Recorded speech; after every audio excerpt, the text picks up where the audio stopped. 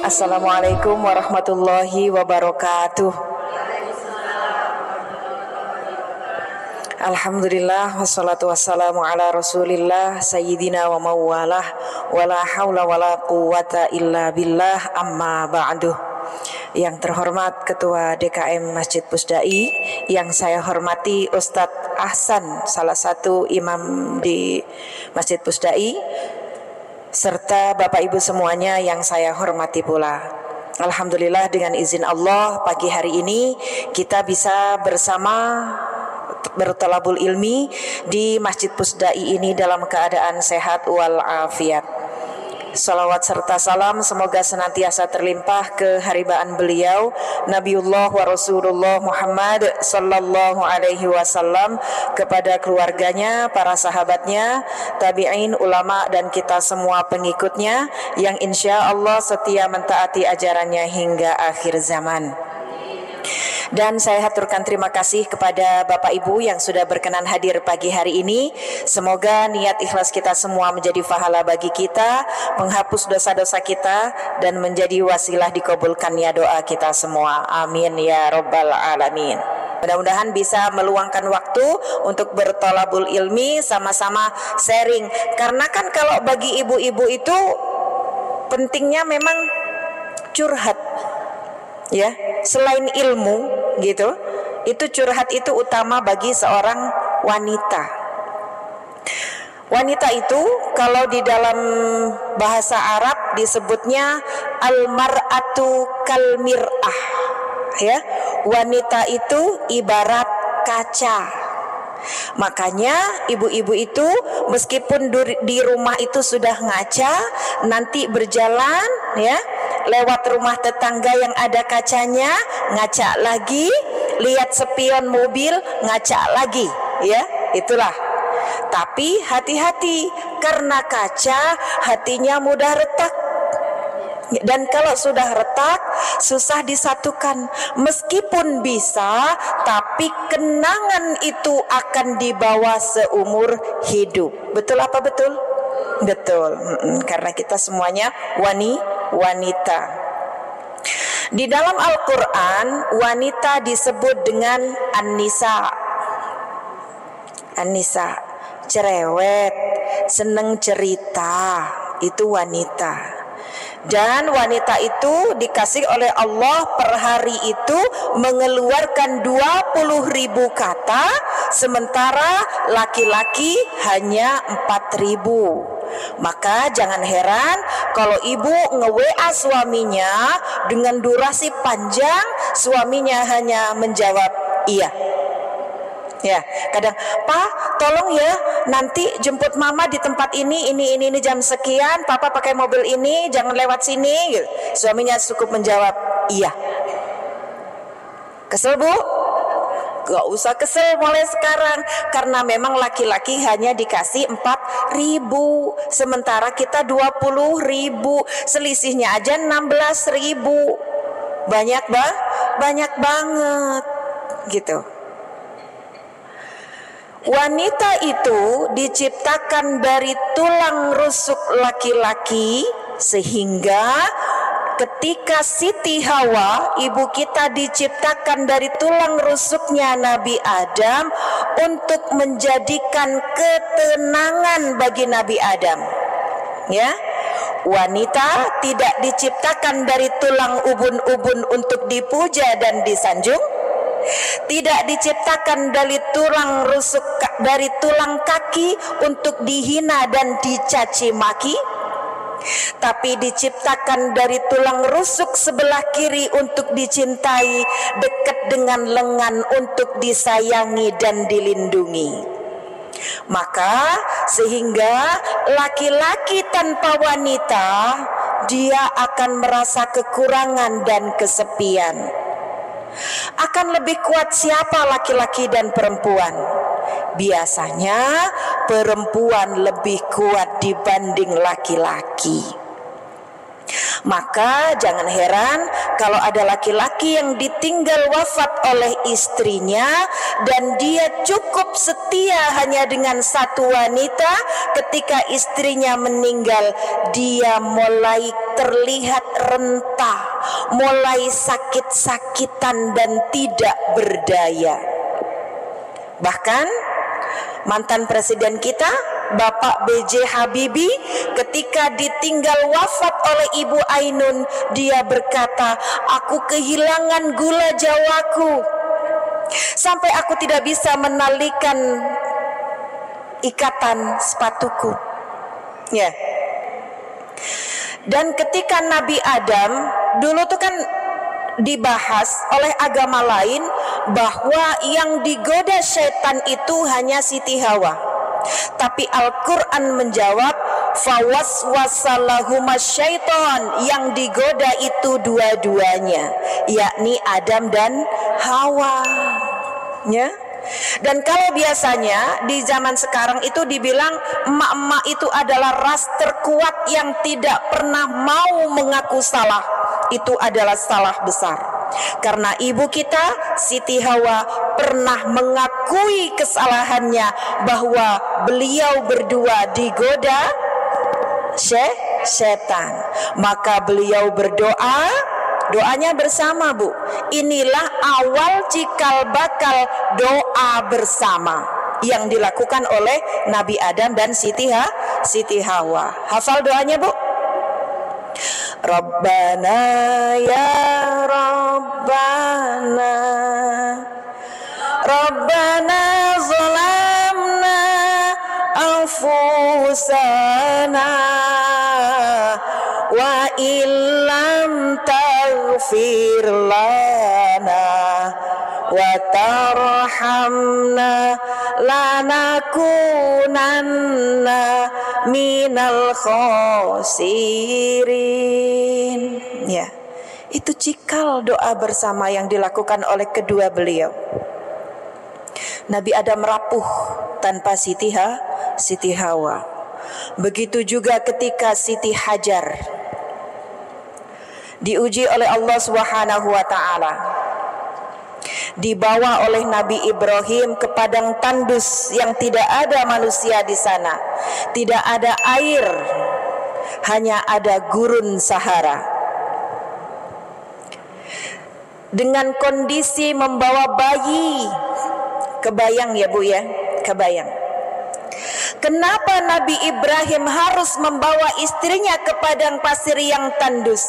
Adalah karena ujian dari Allah Subhanahu wa ta'ala.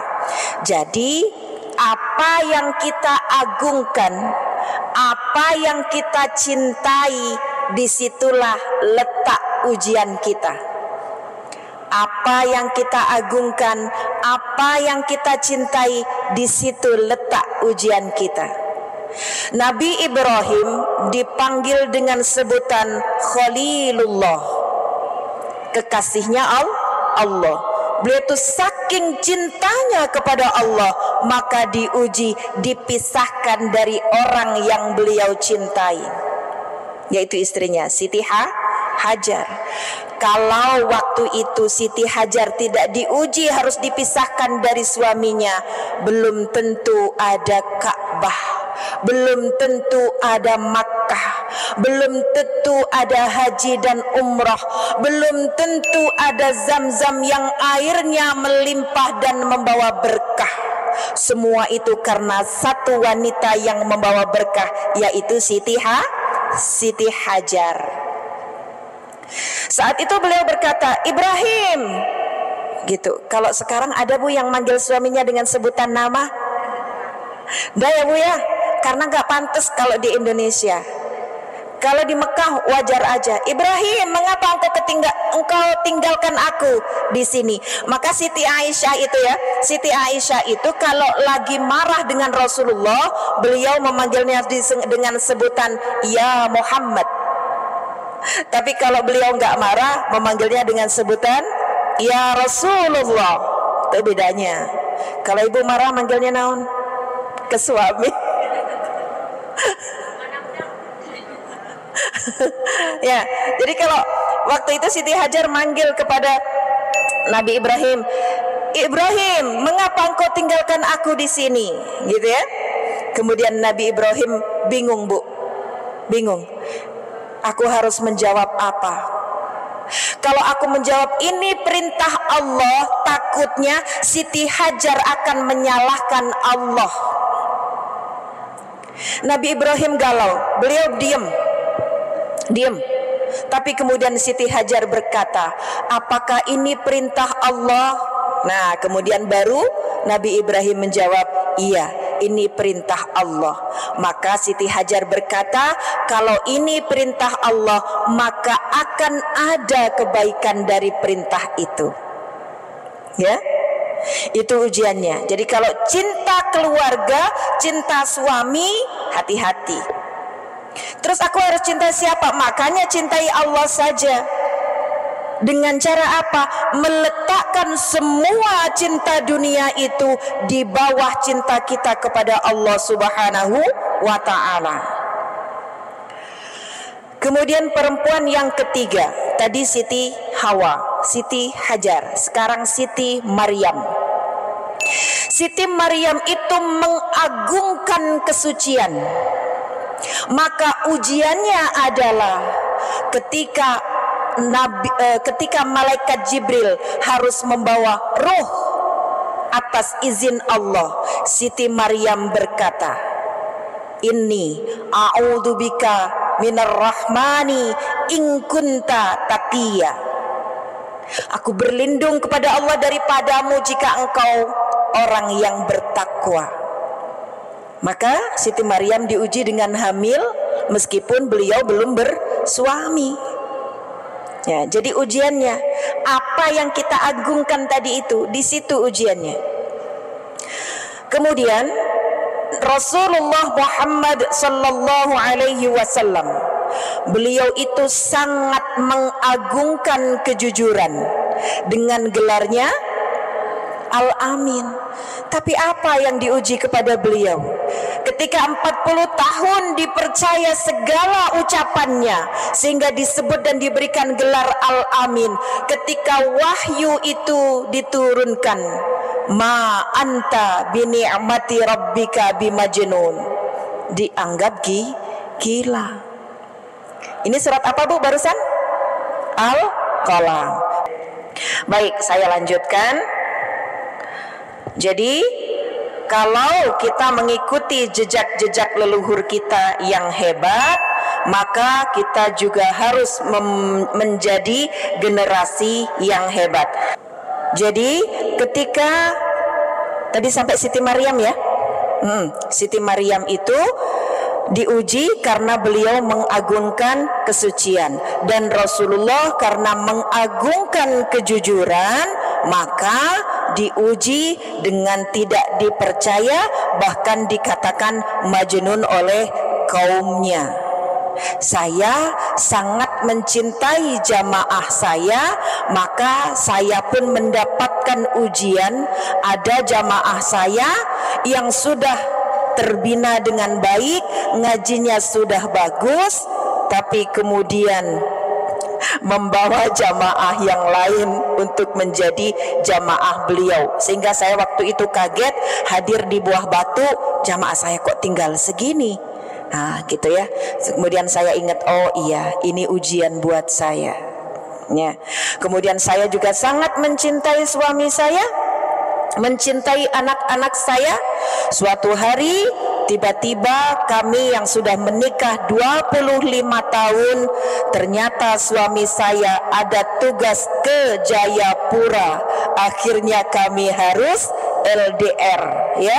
Di waktu itu pula anak saya yang pertama harus dinas di Jakarta, anak saya yang kedua harus kuliah juga di, meskipun gak jauh gitu ya, di Cibiru, tapi saya di rumah sendiri.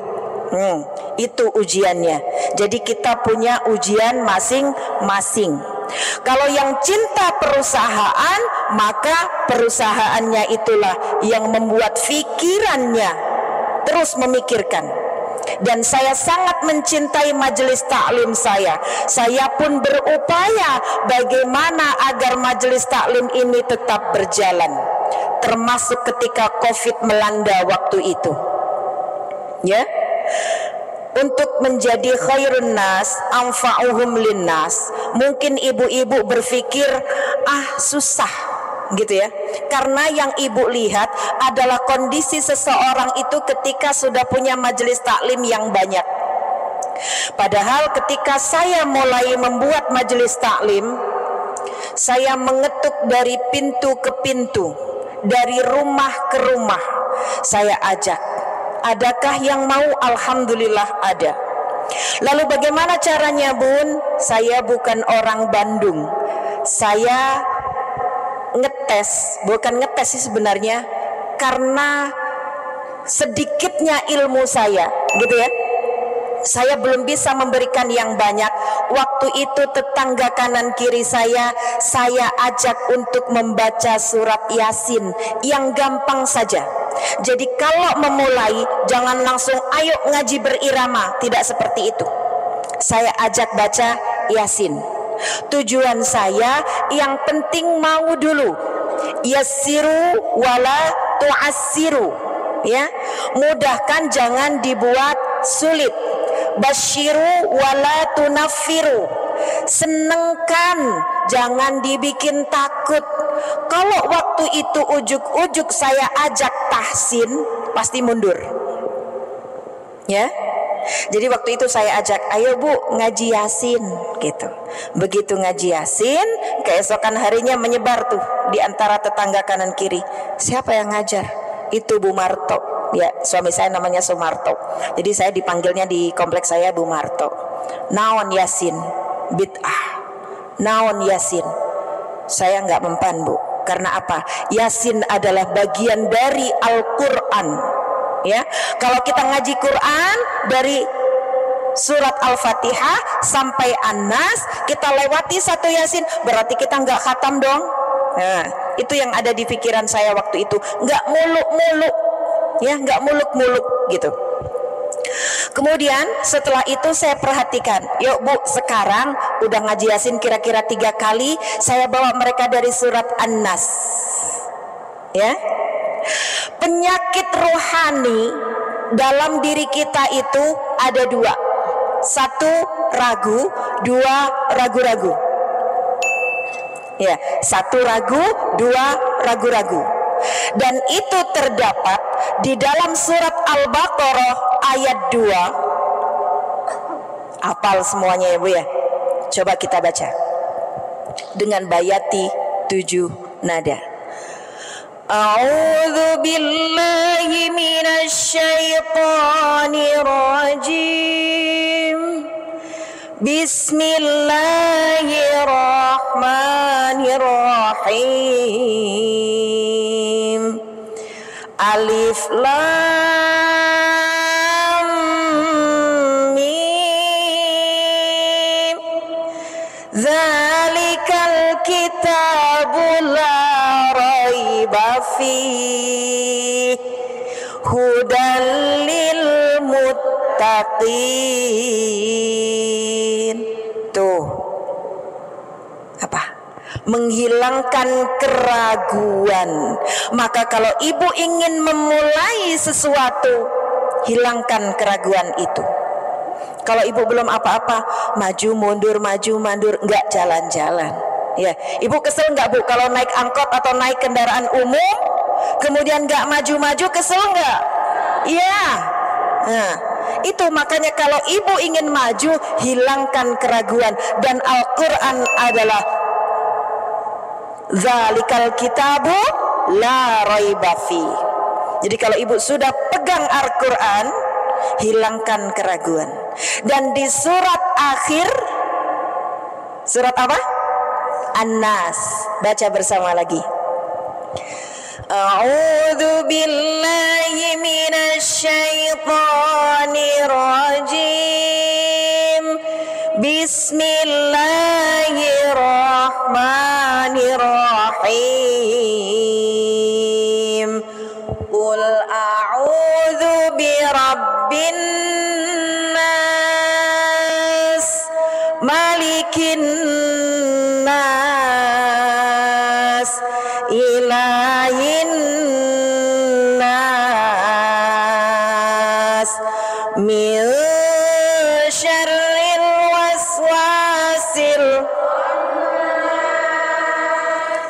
alladzi yuwaswisu fi sudurin minal jinnati wan nas. Ya, minal jinnati wan nas, min syarril waswasil khannas. Jadi jangan ragu dan jangan ragu-ragu. Jadi kalau ibu, kan itu salah satu juga serbuan serangan anak iblis yang membuat hati kita ragu untuk berbuat baik. Ya, ada salah satu VT saya di TikTok yang follow akun TikTok saya, itu ada salah satu cuplikan tausiah saya. Ada beberapa anak iblis yang suka menggoda manusia. Nah, itu salah satunya adalah memberikan rasa was-was dan rasa ragu kalau kita mau berbuat baik. Makanya kan segerakan biar tidak keburu diganggu setan atau anak iblis gitu. Begitu juga ketika ibu mau ngaji misalnya, nanti nggak ada temen di sana. Ada bu, ada. Insya Allah kalau niatnya benar, insya Allah kebenaran itu akan diberikan Allah kepada kita. Baik, lanjut. Sebelum datangnya Islam, wanita itu dikatakan seperti binatang, tidak dianggap manusia karena bisa diwariskan dari ayah ke anak ke keponakan, na'udzubillah. Maka mereka terkaget-kaget ketika Islam datang dan mengatakan an-nisa'u imadul bilad, perempuan adalah tiang negara. Kenapa manusia atau perempuan dikatakan tiang negara? Karena kalau laki-laki yang lahir dari seorang wanita soleh, dia akan menjadi laki-laki yang soleh, anak-anak yang soleh, yang bisa memimpin negeri ini dengan kesolehan, yang senantiasa mendapatkan bimbingan dari Allah Subhanahu wa ta'ala. Dan mereka pun kaget, an-nisa'u imadud din. Ya, wanita itu adalah tiang agama. Makanya kalau banyak ibu-ibu yang hadir di majelis taklim, insya Allah bapak-bapak tenang di rumah. Kok bisa tenang, Bun? Iya, karena ibu-ibu itu suka dinasehati oleh ustadz atau ustadzahnya, sehingga waktunya sholat bapak tidak harus sholat. Kalau ada ibu-ibu yang suka rajin di majelis taklim, tapi sholat datang ibu-ibu masih anteng dan harus diingatkan suaminya, maka itu sungguh, nah eta jawabannya, terlalu, ya. Dan orang-orang non-muslim pun kaget ketika Islam datang dan mengatakan al-jannatu tahta min aqdamil ummahat, surga itu di bawah telapak kaki ibu.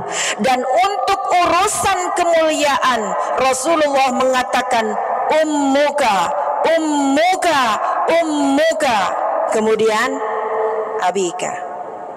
Berarti apa?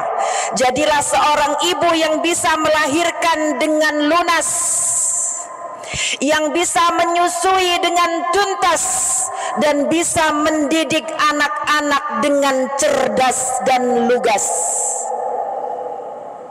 Ya, bukan berarti ibunya harus 3, tidak. Tapi seorang ibu bisa berperan sebagai seorang ibu yang mengandung dan melahirkan, yang bisa menyusui dan mendidik putra-putrinya. Amin, Allahumma amin.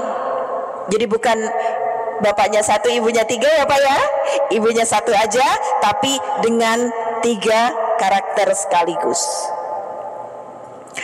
Ada seorang non muslim, beliau bernama Megan, ya. Megan ini waktu itu belum menjadi mu'alaf, dan setiap hari ketika beliau live di TikTok itu baca Quran.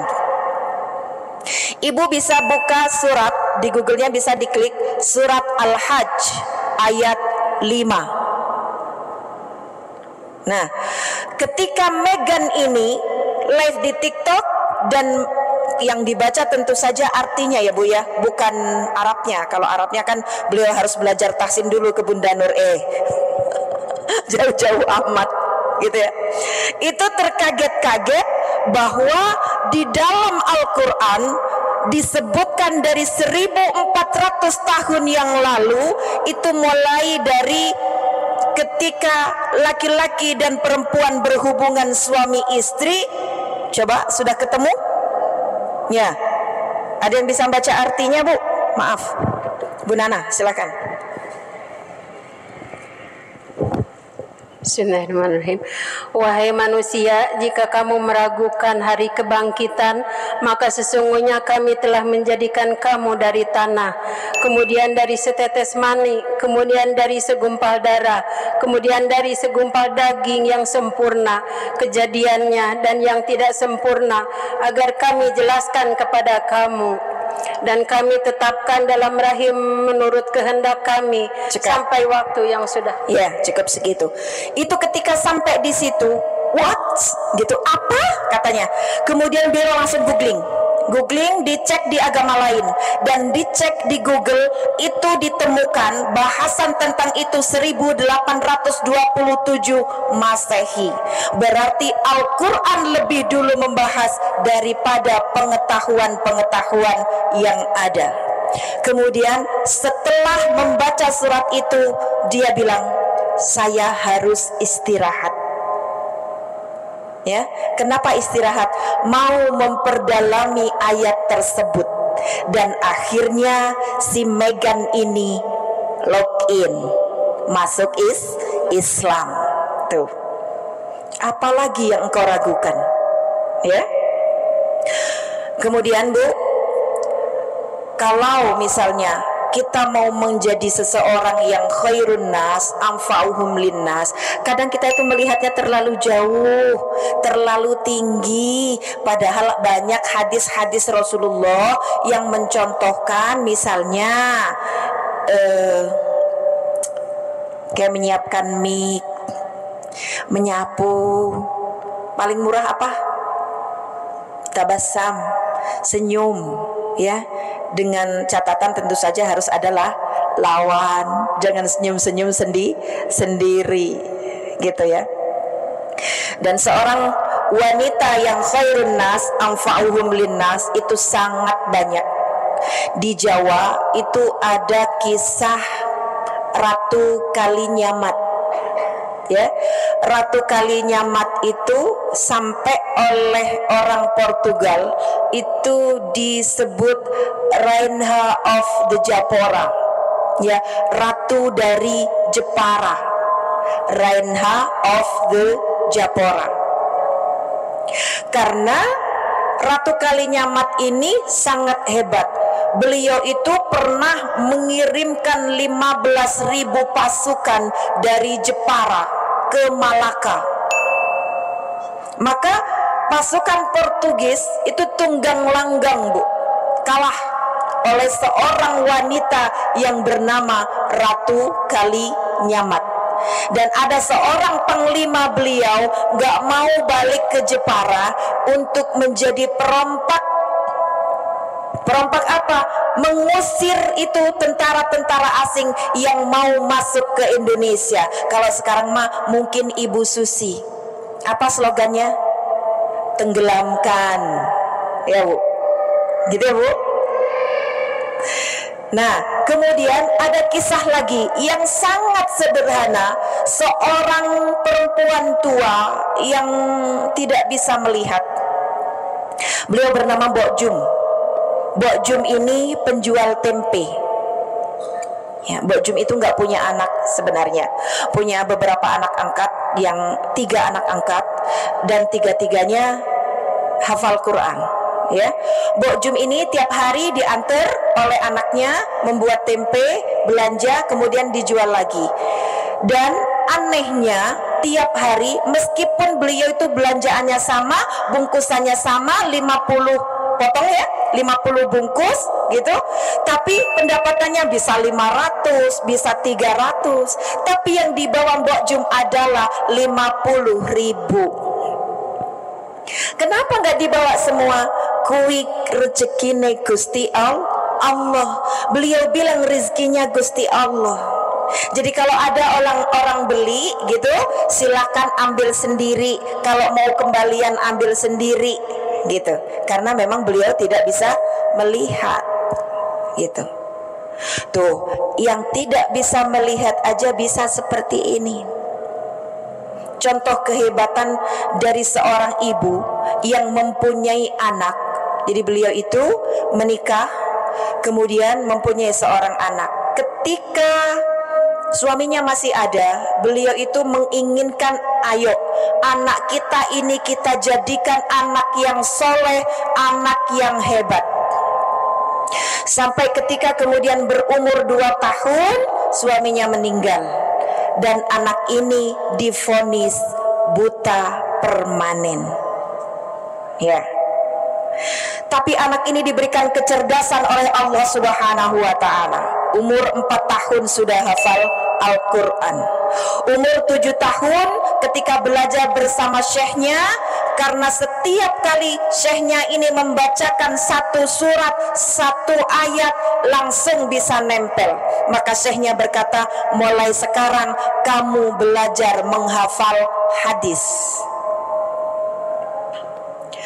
Pulanglah dia ke rumah ibunya, berkata, Umi, kata syekhku, aku harus menghafal hadis.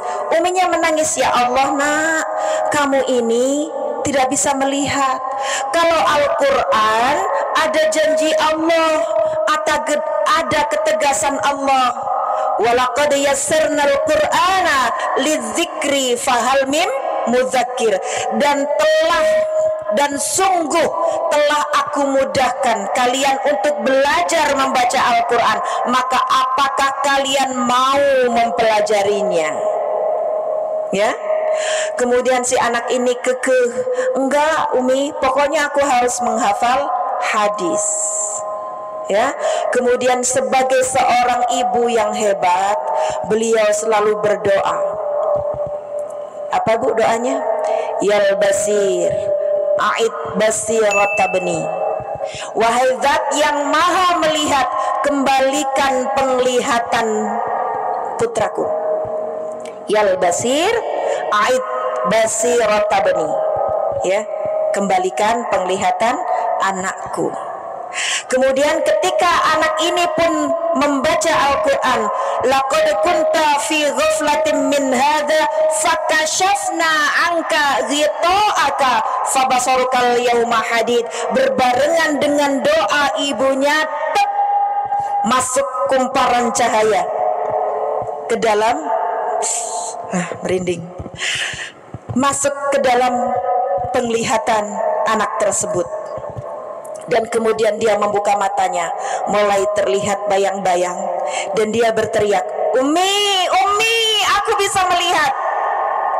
Kemudian kata ibunya, gak mungkin sayang, mungkin engkau melihat dengan mata hatimu. Enggak Umi, aku melihat ini. Dinding ini berwarna krem. Kemudian masuk ke dalam kamar uminya, dan aku melihat baju Umi berwarna ungu. Berwarna ungu Umi, aku bisa melihat. Kemudian dipeluk anak kecil itu. Ya Allah, alhamdulillah ya Allah, engkau telah mengembalikan penglihatan anakku.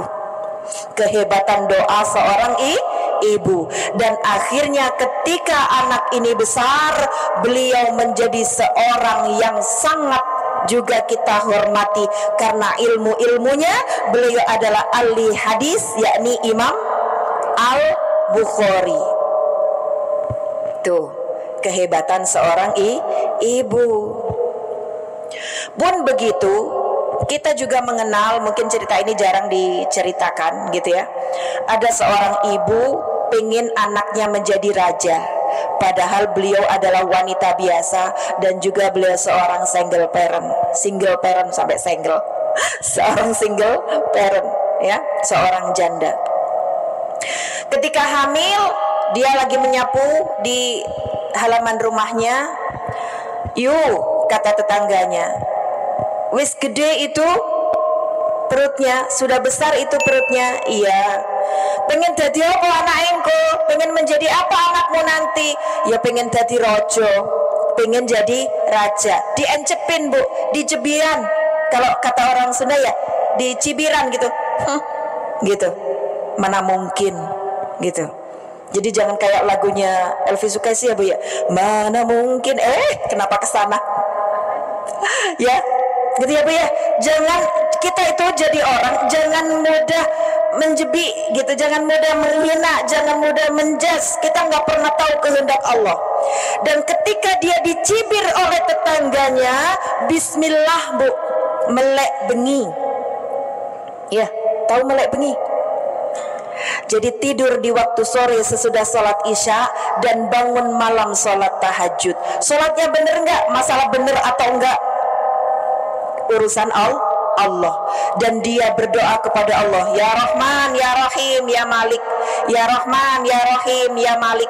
Tapi nggak bener gitu bu, ya Rahman, ya Rahim, ya Malik. Orang Jawa teh atau di zaman dahulu, karena di Jawa itu hono coroko ya. Sama dengan orang ini juga, ya Rahman, ya Rahim, ya Malik. Terus itu diulang-ulang setiap malam. Dan ketika akhirnya beliau melahirkan seorang bayi tampan berambut keriting, bermata sipit, ya, pun doanya tak henti-henti, ya Rahman, ya Rahim, ya Malik. Karena bisanya cuman itu. Dan akhirnya 25 tahun, 35 tahun kemudian, laki-laki ini yang berambut keriting dan bermata sipit, berkulit putih, yang tampan ini menjadi seorang presiden 32 tahun. Beliau adalah Presiden Soeharto. Ya, karena kehebatan seorang ibu. Dan juga bu, ada kisah seorang ibu yang mempunyai anak orang kaya. Beliau ini orang kaya, dan lagi-lagi beliau itu seorang single parent, single mom ya, sendirian.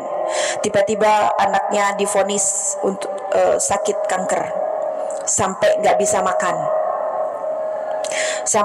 makan, dan yang bisa masuk ke dalam tubuhnya itu hanya jus buah. Tapi wanita ini tangguh. Tuh, kembali adalah seorang ibu itu wajib tangguh bu, jangan mudah menyerah ya. Ketika anaknya divonis itu, dia berdoa kepada Allah dengan Ismul A'zam, ya Latif, ya Latif, ya Latif, ya Allah, ya Latif, ya Allah yang maha lembut. Ya, itu terus dikumandangkan hingga akhirnya ketika beliau sedang antri membeli jus buah, ada seorang laki-laki di sebelahnya. Bu, banyak amat ibu belinya, kita ini juga ngantri. Maaf, karena anak saya ini sakit, tidak bisa makan selain jus buah, maka saya hanya memberikan jus buah kepada anak saya. Oh, anak ibu sakit apa? Sakit kanker. Baik bu, nanti kira-kira malam Jumat ibu temui saya di halte bis depan Pusdai jam 2:30 pagi. Kalau sekarang nggak bisa, banyak yang jualan ya. Ya, tapi ini cerita bu. Kemudian, oh baik, Anda siapa? Saya Yusuf. Laki-laki ini bernama Yusuf. Ya, nanti ibu akan bertemu dengan seseorang yang bernama Yusuf. Akhirnya saking senengnya, kan dalam pikiran dia, oh orang ini yang akan memberikan obat untuk anakku, maka aku juga harus memberikan sesuatu untuknya. Dan di tengah malam yang dingin itu, dia pun membawa seperangkat makanan untuk diberikan kepada seseorang yang bernama Yusuf. Ditemuilah Yusuf, di situ ada seseorang yang duduk termenung. Assalamualaikum. Waalaikumsalam. Anta Yusuf? Naam, ana Yusuf. Kemudian alhamdulillah kita bisa ketemu di sini. Ini untukmu, kata si ibu tersebut. Udah dikasihkan itu oleh-oleh untuk Yusuf. Kemudian dia nanya, mana amanah untukku? Gitu. Mana amanah itu untukku? Amanah yang mana? Saya tidak tahu apa-apa. Dalam kondisi kecewa, dia tidak mau beradu argumen, ya, tidak mau beradu argumen. Kemudian berjalan sambil tetap membaca ya Latif ultuf bina ya Latif. Ya Allah yang maha lembut, pergaulilah aku dengan kelembutan. Berjalan kira-kira dari sini sampai pintu itu, ada seseorang yang memanggilnya beliau, Umi, ana Yusuf. Anda Yusuf? Naam, ana Yusuf. Kemudian diberikanlah itu obat. Berarti dia salah dengan Yusuf yang pertama, karena beliau memberikan sedekah kepada Yusuf yang pertama, maka obat yang diberikan Yusuf yang kedua manjur, dan Yusuf yang kedua ini tidak mau diberikan hadiah. Ya, berarti sedekah. Yang pertama adalah tangguh dengan senantiasa berzikir kepada Allah, yang kedua memperbanyak sedekah. Yang ketiga, kita mengenal seseorang yang sangat kita agungkan. Ayah beliau dulu waktu ketika muda. Jadi gini Bu, saya itu tinggal di kampung, depan rumah saya itu ada sungai. Waktu itu kiai saya yang bernama Kiai Sohib itu menceritakan seorang laki-laki menemukan apel di pinggir sungai. Kemudian karena beliau lapar, dimakan. Ketika sudah beberapa gigitan, beliau baru tersadar, astagfirullahaladzim, ini kan belum tentu halal. Kemudian akhirnya saking inginnya mencari kehalalan, beliau berjalan di sekitar sungai itu, mencari di mana ada pohon apel. Sampai akhirnya di situ ditemukan pohon apel. Dia mengetuk pintu, tok tok tok, assalamualaikum. Waalaikumsalam. Tuan, saya tadi menemukan apel. Sudah saya gigit. Saya baru tersadar apakah ini halal untuk saya atau tidak. Maka saya mencari rumah tuan untuk mencari kehalalan buah apel ini. Kemudian seorang tersebut berkata, betul, itu apel saya. Lalu bagaimana cara menghalalkan ini? Kalau begitu, kamu harus bekerja untukku selama 3 tahun. Tuh, coba Bu, untuk menghalalkan satu apel, ya, harus bekerja 3 tahun. Setelah 3 tahun, kemudian berkata lagi pemuda ini, namanya beliau adalah Idris, ya. Kemudian sudah 3 tahun. Lalu apa yang saya lakukan sekarang? Engkau harus menikah dengan putriku. Diam sejenak. Baik, saya menjanggupi. Demi apa? Kehalalan. Tapi ketahuilah, putriku adalah seorang perempuan yang buta, tuli, dan kemudian dia juga tidak bisa berjalan. Tuh Bu, coba gimana tuh kalau kayak begitu? Pasti mundur teratur. Aku mundur alon-alon gitu ya. Jangan. Baik. Kemudian akhirnya menikah. Setelah saya nikahkan dan saya kawinkan Anda dengan putri saya dengan mas kawin tersebut tunai, ya. Saya terima nikah dan kawinnya seseorang dengan mas kawin tersebut tunai. Masuklah ke dalam kamar. Enggak ujuk-ujuk masuk Bu, Imam Syafi'i. Imam Syafi'i ya, ini saya menceritakan tentang Imam Syafi'i. Jadi beliau ayahnya Imam Syafi'i. Tok tok tok, asa menjawab di dalam rumah di bilik tuh. Waalaikumsalam. Loh, katanya bisu, kau bisa menjawab? Ya, lagi diulangi. Assalamualaikum. Waalaikumsalam. Oh, berarti nggak bisu. Kemudian dibuka pintunya, dilihat, loh, kok ada suara kaki melangkah? Berarti kan nggak lumpuh. Begitu dilihat, loh, enggak buta, juga enggak tuli. Tuh Bu, padahal untuk mencari kehalalan sebuah buah apel, akhirnya mendapatkan istri yang solihah, cantik, enggak buta, enggak tuli, juga enggak lumpuh, yang akhirnya mereka mendapatkan seorang putra yang hebat, yakni Imam Asy-Syafi'i. Tuh, gitu ya. Tadi yang pertama apa, Bu? Tangguh. Yang kedua, banyak sedekah. Kemudian banyak zikir. Kemudian yang keempat, rizki yang halal. Dan yang kelima adalah tawakal, berserah diri kepada Allah. Memang sebuah perjuangan itu pasti ada rintangan. Sebuah perjuangan ada omongan yang gak enak di kanan dan di kiri.